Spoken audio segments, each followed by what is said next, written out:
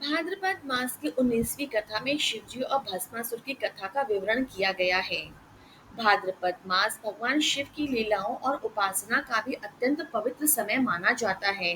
इस मास में की गई शिव भक्ति से सारे पाप नष्ट हो जाते हैं और जीवन में भक्ति, ज्ञान व मोक्ष की प्राप्ति होती है।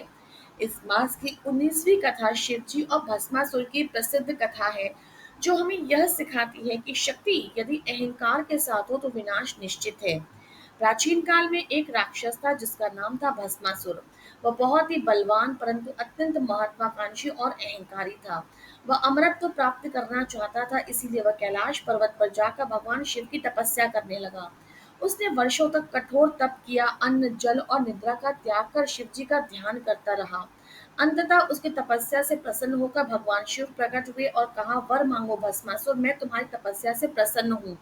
हे प्रभु, मुझे यह वरदान दीजिए कि मैं जिसके सिर पर हाथ रखूं वह तुरंत भस्म हो जाए, ऐसा भस्मासुर ने कहा।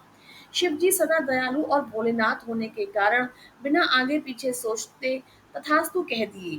भस्मासुर का अहंकार अब टूटा।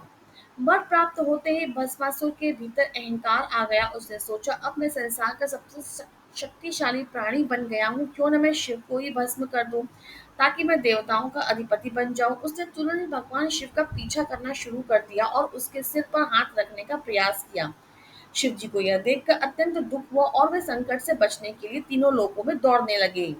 शिव जी ने भगवान विष्णु से सहायता मांगी, तब विष्णु जी ने एक सुंदर नारी का रूप धारण किया जिसे हम मोहिनी कहते हैं। मोहिनी रूप में भगवान विष्णु भस्मासुर के सामने आए।